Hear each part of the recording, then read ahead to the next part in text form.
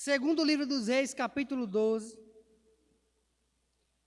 Vamos ler do versículo 1 até o versículo 12. Eu quero que você acompanhe comigo essa leitura, amém? Glória a Deus. Que diz assim a palavra do Senhor. Yahweh enviou seu mensageiro Natã para falar a Davi. Assim que chegou à presença de Davi, lhe propôs um dilema. Numa cidade havia 2 homens, um rico e outro pobre. O rico possuía inúmeras ovelhas e grandes manadas. Entretanto, o pobre nada tinha, senão uma única cordeirinha que havia comprado com muito custo. Ele cuidou dela com carinho e ela cresceu com ele e com seus filhos. Ela se alimentava em sua companhia, bebia do seu copo e até adormecia em seus braços. E ele a considerava como carne da sua carne. Certo dia, um forasteiro chegou à residência do homem rico, mas este não quis lançar mão de uma de suas próprias ovelhas ou de seus muitos bois, a fim de oferecer-lhe uma refeição. Em vez disso, tomou a cordeira que pertencia ao pobre e lhe a serviu ao visitante. No mesmo instante, Davi se encheu de ira contra aquele homem e afirmou a Natã: juro por Yahweh, o nome do Senhor, que o homem que cometeu tamanha impiedade merece a pena de morte. Antes, porém, deverá pagar 4 vezes o preço da cordeira, porquanto agiu sem misericórdia.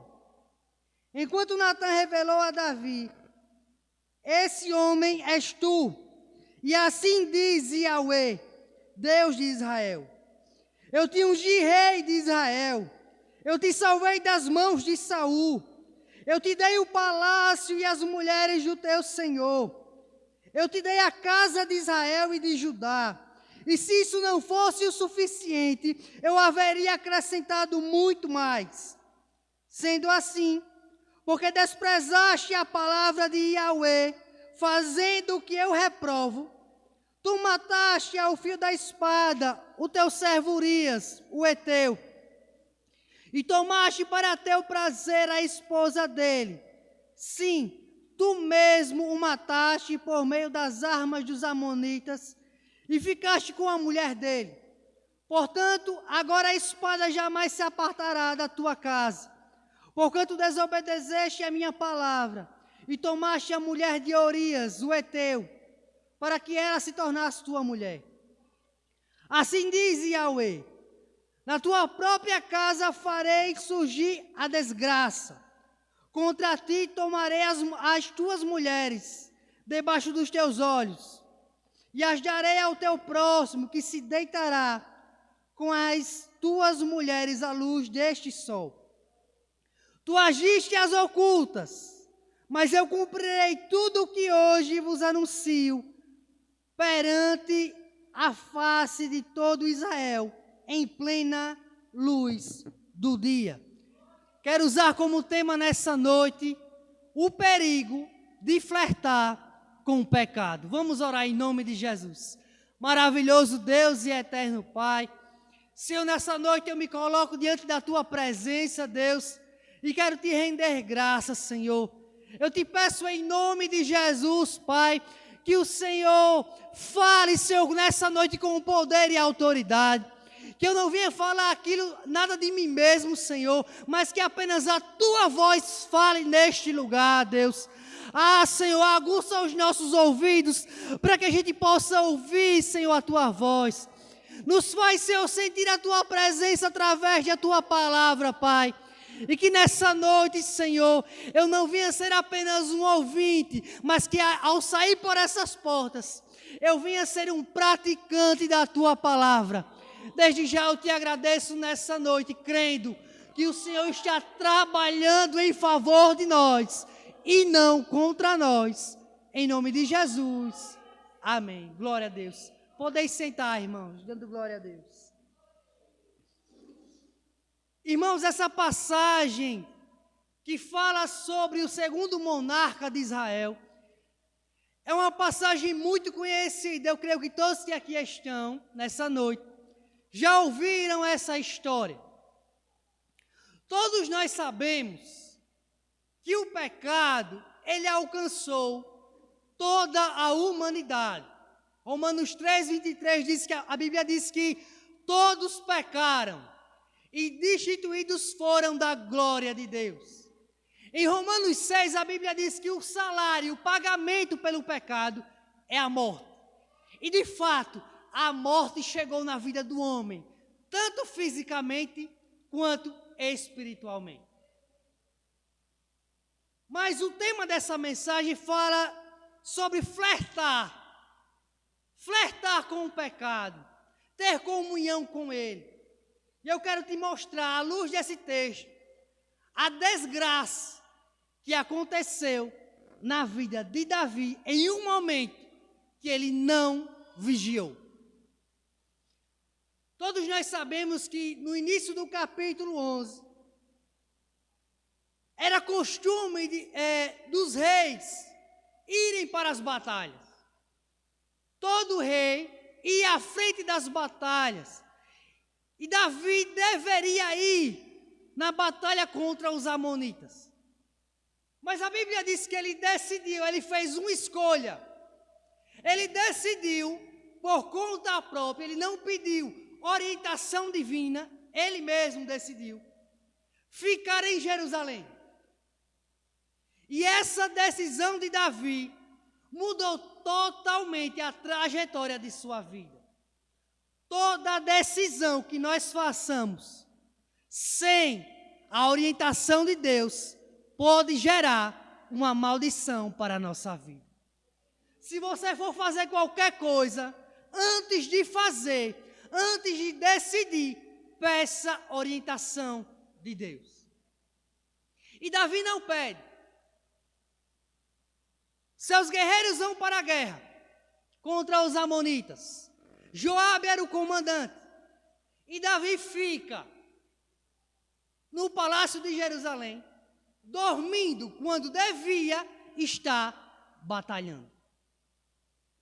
O propósito de Davi naquele momento era batalhar, era guerrear e não ficar dormindo e descansando no palácio. Mas é essa a decisão que ele toma. E a Bíblia diz que quando ele acorda e sai à tarde no terraço, ele vê uma mulher se banhando. O nome dela era Betseba. A Bíblia é clara ao afirmar que essa mulher não era uma mulher feia. Essa mulher era uma mulher de boa aparência. E Davi, irmãos, era de carne e osso, como cada um de nós. O diabo, ele nunca vai colocar à sua vista algo que não te tente, não. Ele vai colocar um prato especial. E esse prato, com certeza, você vai gostar de comer. Davi, quando olha para aquela mulher, ele cobiça ela. Primeiro ele viu, entrou na mente de Davi. Depois da mente, ele alimentou aquele pensamento. Desceu para o coração dele. Quando desceu para o coração de Davi, deu a luz ao pecado. E lá na frente, esse pecado vai dar à luz a morte espiritual. É esse o processo, irmãos. O pecado, quando a cobiça vem e a gente alimenta no coração, ele produz a morte física e espiritual. Ele nos separa de Deus. E Davi vê aquela mulher e ele imediatamente ele quer ter informações sobre aquela mulher. Mas não só informações, ele deseja aquela mulher. E como rei, ele manda, ele não pede, ele manda que aquela mulher fosse levada ao seu palácio. Agora uma coisa que precisa ser levantada. Davi sabia que aquela mulher era casada? Sabia. Davi sabia quem era o seu esposo, sabia, porque ele estava na guerra. Seu nome era Urias. E mesmo assim, você vai ver o homem segundo o coração de Deus, por um momento que não vigiou, caindo no laço do pecado. E ele tinha essa nomenclatura porque tudo aquilo que Deus mandava Davi fazer, Davi fazia. E Davi não fazia da forma que ele queria, Davi fazia da forma que Deus queria. Por isso Deus se agradava dele. Mas naquele momento ali, quem está agindo é Davi. Ele não consulta a Deus. Ele não está preocupado com o que Deus está pensando ao seu respeito. Pois a vontade dele naquele momento é satisfazer a sua carne. A vontade de Davi naquele momento é dar a luz ao pecado. Essa mulher levada à sua presença. E naquele momento ali, o pecado dará luz. Porque Davi tem relações sexuais com Betseba. Naquele instante, ele comete o adultério físico.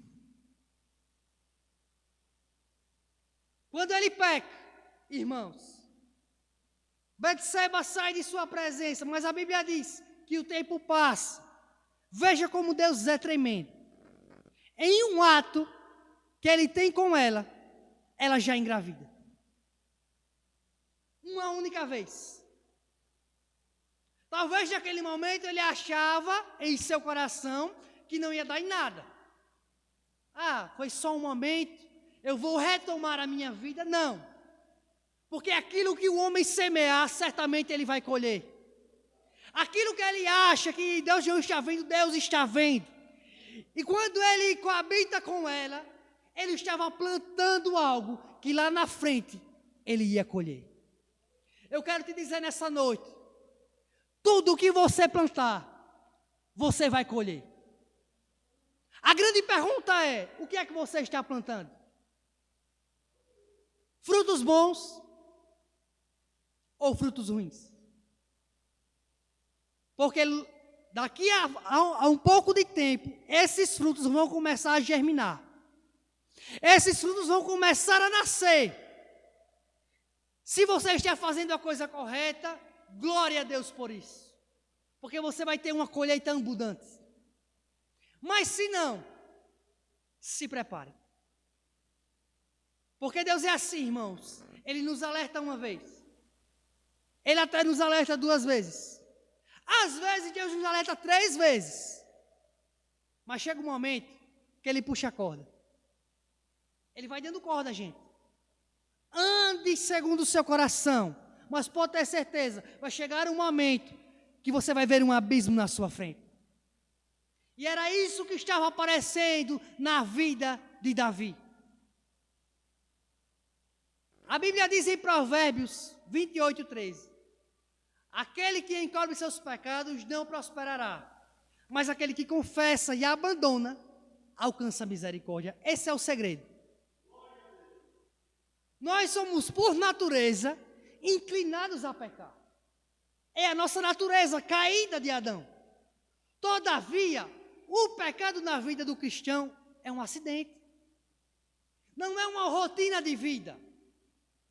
Era uma rotina de vida quando a gente não conhecia Deus. Aí, naquele momento, a gente pecava deliberadamente. E a consciência nem pesava. Mas agora que eu conheço a verdade, e a verdade é Jesus, nós não podemos mais viver assim, sem lei, sem orientação, andando pelo caminho que eu quero andar. Não, eu tenho que andar pelo caminho que Deus quer que eu ande. Eu tenho que trilhar aquilo que Deus tem para a minha vida. Porque pode ter certeza, irmãos, o mundo tem muitas portas para te oferecer. Deus também tem. Só que a porta que Deus te oferece, ela é estreita e é apertado o caminho. A porta que o mundo te oferece é larga. E em cada esquina tem uma porta aberta. A grande questão é, você vai entrar pela porta que exige de você renúncia, desconforto, dificuldade? Ou será que você vai optar pela porta de facilidade que te dá prazer? Nós temos um problema, irmãos. Primeiro, o mundo, sistema mundano, que eu falei agora.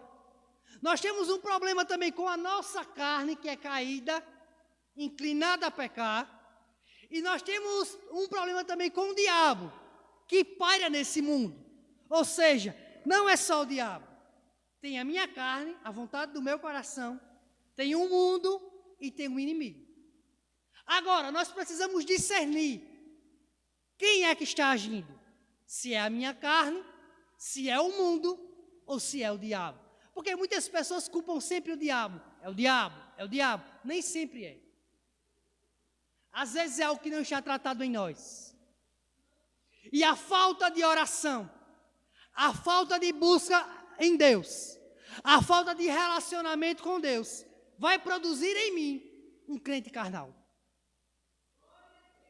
Um crente carnal, irmãos, não é empecilho nenhum para o diabo. O diabo nem se preocupa com o crente carnal, porque por ele mesmo ele cai. O diabo está preocupado com o crente fiel, com o crente que incomoda, com o crente que faz a diferença nesse mundo corrompido. É essa a preocupação do inimigo. Porque ele sabe o que Deus pode fazer através da minha vida e da tua. Agora, um crente que honra a Deus, como já foi falado aqui, apenas de lábios, ele não está preocupado, porque ele sabe que esse verdadeiramente não é crente. Ele se veste como crente, está na igreja de crente, mas nunca nasceu de novo. Ele é ouvinte da palavra, mas não é praticante da palavra. Ele é convencido do evangelho, mas ele não é convertido do evangelho. Então essa é a diferença. E Davi, ele descobre, ele recebe a notícia que a mulher estava grávida. Sabe qual foi a atitude desse homem? Foi de confessar? Não. Sabe o que ele quis fazer? Ele estava preocupado com a sua reputação, mas não estava preocupado naquele momento com a reputação de Deus. E sabe o que ele quis fazer? Encobrir o pecado. O pecado, irmãos, é tremendo. É maligno.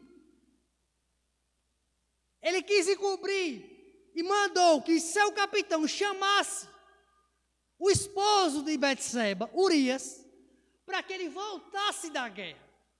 A barriga de Betseba não estava grande. Se não estava grande, quando ele voltasse para casa, ele teria relações com ela e o pecado estaria encoberto. Seria muito fácil. Mas Deus não iria permitir isso. Uma coisa é Deus nos perdoar, outra coisa é Deus passar a mão na nossa cabeça. Ele não vai passar. Ele nunca vai passar a mão no pecado que a gente comete deliberadamente, irmãos. Não. Ele vai nos punir, porque Ele nos ama. E esse homem volta, se apresenta a Davi. Davi, ardilosamente, influencia esse homem a voltar para a sua casa. Mas a Bíblia diz que ele não volta. Ele fica na porta da cidade. Ele dorme onde os guardas dormiam. E ele não volta. As pessoas que estavam vendo aquilo avisam a Davi. Ele se apresenta de novo a Davi. Davi dá presentes a ele. E questiona ele o porquê dele não ter ido para a guerra, ou para a casa da sua esposa. Naquele momento, Urias olha para Davi. Veja a fidelidade daquele homem, irmãos, com Davi. Ele diz: como eu poderia ir, deitar-se com minha esposa, ir para minha casa, quando os meus companheiros de guerra estão ao relento? Como, Davi, eu poderia trair você dessa maneira? Sabe o que Davi faz? Veja o pecado, o que ele faz com o homem. Porque a mente de Davi ele já estava cauterizada. Pelo menos naquele momento. Ele manda uma carta. E nessa carta, o próprio Urias deveria entregar ao capitão. Como a carta era selada, Urias não abriu essa carta e nem poderia abrir. Ele entrega a Joabe. E na carta, Davi mandava colocar Urias em um lugar estratégico para que ele morresse. Depois do adultério, veio o homicídio. Quando ele entrega a carta, Joabe lê a carta e coloca Urias bem em um lugar estratégico, onde tinha os piores, os mais poderosos soldados, que estavam em sua oposição. E naquele momento ali, na batalha contra os amonitas, Urias morre.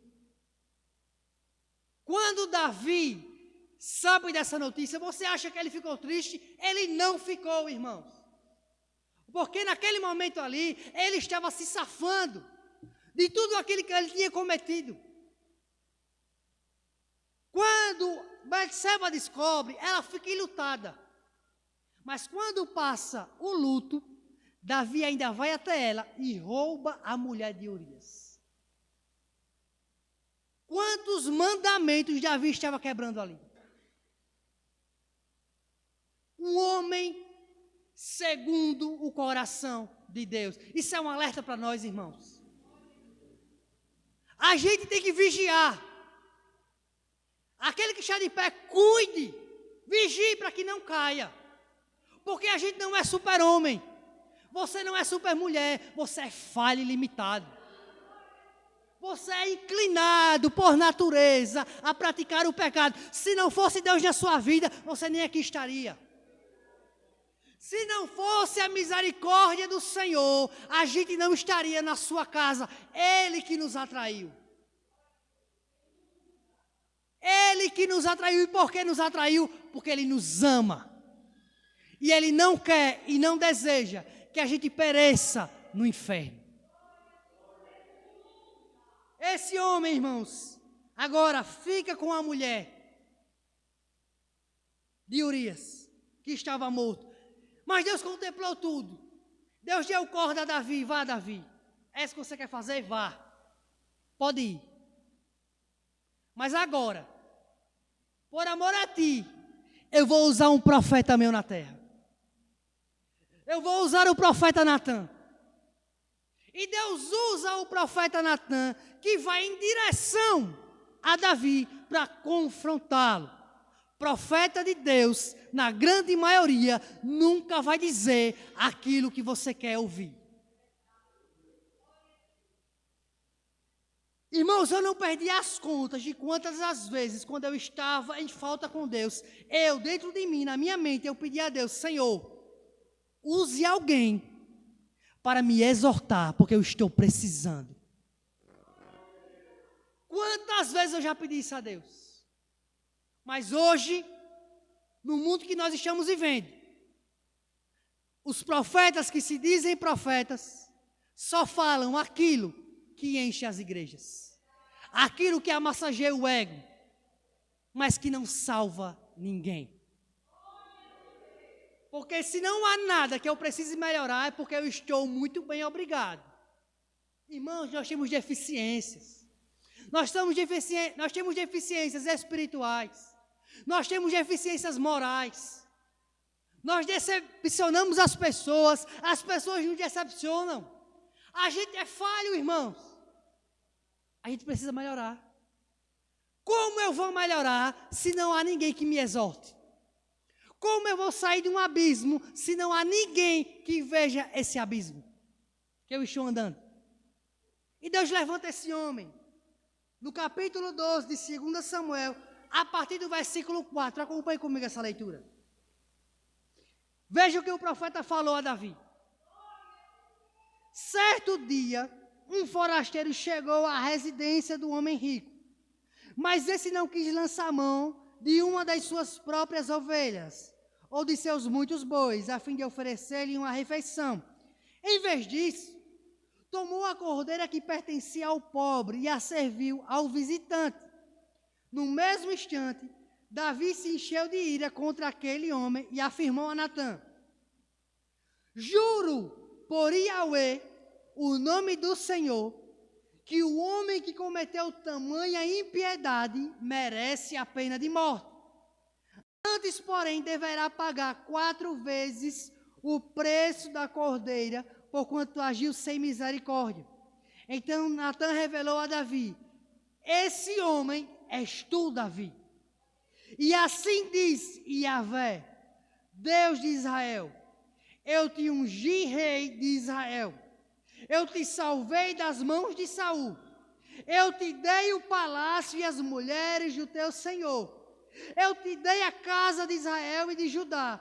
E se isso, Davi, não fosse o suficiente, eu haveria acrescentado muito mais. Sendo assim, porque desprezaste a palavra de Yahweh, fazendo o que eu reprovo, tu mataste ao fio da espada o teu servo Urias, o Heteu, e tornaste para o teu servo a esposa dele. Sim, tu mesmo mandaste por meio das armas dos amonitas, e ficaste com a mulher dele. Portanto, agora a espada jamais se apartará da tua casa, Davi, porquanto desobedeceste a minha palavra e tomaste a mulher de Urias, o Heteu, para que ela se tornasse tua mulher. Assim declara Yahweh: na tua própria casa farei surgir a desgraça contra ti, tomarei as tuas mulheres debaixo dos teus olhos e as darei ao teu próximo, que se deitará com as tuas mulheres à luz deste sol. Tu agiste as ocultas, mas eu cumprirei tudo o que hoje vos anuncio perante a face de todo Israel, em plena luz do dia. Se cumpre aqui Provérbios: aquele que encobre o seu pecado não prosperará. Apenas o que confessa e abandona. Davi não está prosperando nesse momento. E outra mais, irmãos. Quando Davi escuta essas palavras, veja como é bom a exortação que vem de Deus. Uma pena que nem muitas pessoas querem ouvir a exortação, só bênção. Mas veja como é importante. Quando Davi escuta essa exortação, ele se arrepende. O pecado que é revelado, ele é tratado. E não pelo homem, por Deus. Quando ele se arrepende, Deus perdoou Davi. Só que Deus disse: todavia, você receberá a colheita, Davi. Eu vou te perdoar, mas eu não vou apartar de você aquilo que você mesmo plantou. Tudo que você plantou, você vai colher. Betseba estava grávida. E o próprio Deus feriu a criança. O próprio Deus. A criança ficou enferma. Quando Davi soube dessa notícia, ele começou um jejum. Ele não comia. Ele não bebia. Ele se prostra no chão diante de Deus, pedindo naquele momento misericórdia. Pedindo naquele momento que Deus revertesse o quadro. Mas uma vez que Deus dá uma sentença, é muito difícil ele revogar, irmãos. Pode acontecer, mas nesse caso, não aconteceu. 7 dias se passam, a criança está enferma e no 7º dia, a criança morre. Quando Davi sabe daquela notícia, ele fica triste. Mas a Bíblia diz que ele se levanta, ele lava o seu rosto e ele volta a comer normalmente. Naquele momento ali, irmãos, Davi não era mais a mesma pessoa. E ele experimentou a prova mais amarga da vida. Ele sentiu na pele o peso da sua transgressão. E não parava por aí. Por quê? as batalhas começaram a acontecer. E Davi tinha um filho chamado Absalão. Também tinha outro filho. E esse outro filho de Davi era apaixonado por sua meia-irmã, Tamar, a ponto dele adoecer. Ele queria tanto a sua meia-irmã, mas ele queria tanto que ele estava sem paz, irmãos. E ele ouviu um conselho de uma pessoa que se dizia amigo dele. E ele orientou que ele dissesse a Davi que estava doente e que a sua irmã fosse o servir no quarto. Isso acontece. Tamar vai servir ele. E quando ela começa a servir, aquele filho de Davi ataca sua irmã, sua meia-irmã, e ele abusa dela sexualmente, irmãos. Veja o preço que Davi estava pagando por uma desobediência. A paz estava saindo do seu lar. E lá na frente a espada nunca mais se apartaria do seu lar. Tudo por quê? Porque ele não estava no lugar que deveria estar. Você tem um lugar que deve estar. Deus te chamou em um lugar específico. E Ele conta contigo. Porém, você não pode sair do propósito de Deus. Porque se você sair, você está sujeito a seguir por caminhos largos e andar por caminhos que o seu coração carnal vai almejar. Se você sair do propósito de Deus, agindo segundo a sua vontade, você está sujeito a cair em um precipício. Porque Deus pode nos perdoar, pode, mas a consequência virá. E essa consequência, irmãos, será dolorosa. Porque até quem não teve nada a ver com o problema, muitas vezes sofrerá pela sua desobediência. Você lembra quando Jonas estava no navio que não era para estar, porque Deus tinha mandado ele ir para Nínive? Ele estava no navio em direção a Tarsis. Deus mandou a tempestade, não mandou? Mandou. As pessoas que estavam na embarcação tinham alguma coisa a ver? Não. Mas eles tiveram que passar pela tempestade que Jonas provocou. Muitas vezes, Deus vai permitir tempestades pela nossa desobediência. Mas a minha oração nessa noite é que essa mensagem venha servir de alerta para que você não fuja do projeto de Deus, para que você não fuja daquilo que Deus te chamou. O diabo, ele sabe qual é a sua fraqueza. A sua carne sabe qual é a sua fraqueza. O mundo sabe qual é a sua fraqueza. E ele vai investir, aleluia, 24 horas com o propósito que você se perca no meio do caminho. Sabe quando isso acontece, irmãos? Quando a gente para de olhar para a palavra.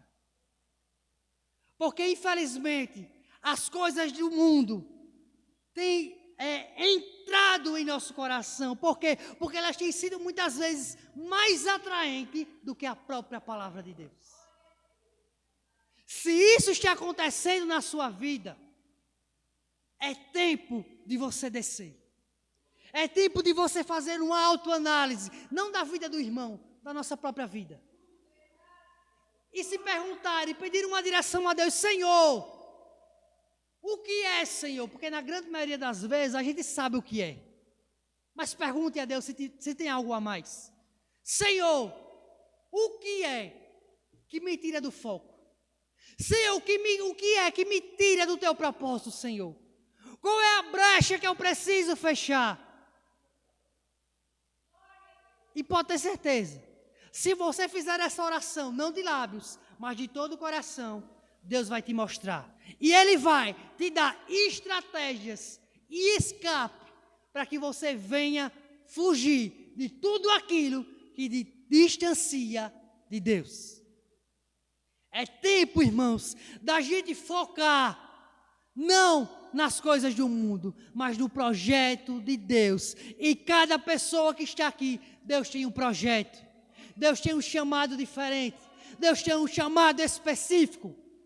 Deus não usa as pessoas igual, irmão. É diferente. Deus distribui os dons. E esses dons, como já foi falado aqui, não é para a gente se ensoberbecer, não. É para a edificação da igreja. É para o crescimento da igreja. É para que as coisas de Deus e a obra de Deus avance. Deus não te chamou apenas para sentar numa cadeira. Deus te chamou para que você coma a palavra de Deus. E quando você comer essa palavra vai produzir vida em outras pessoas que estão mortas espiritualmente. Levante-se para o propósito de Deus que Ele tem na sua vida. Não negligencie aquilo que Deus tem para você. E quando você se posicionar, você vai ver o que Deus vai fazer através de você. A experiência de Davi nos ensina que todos nós, por mais próximos de Deus, podemos cair. Por isso, irmãos, a gente tem que vigiar 24 horas. Porque há uma grande probabilidade da gente ser engoldado pelo aquilo que a gente vê. Davi olhou o que não deveria olhar. E quando ele não apenas olhou, ele olhou a segunda vez, a terceira vez. Quando ele olhou tanto, a cobiça entrou em seu coração, produziu o pecado, e o pecado produziu a morte espiritual dele. Ou seja, a primeira olhada a gente não pode evitar, mas a segunda você pode. A segunda olhada nós podemos. E nessa segunda oportunidade, Deus vai te conferir um escape para que você não caia.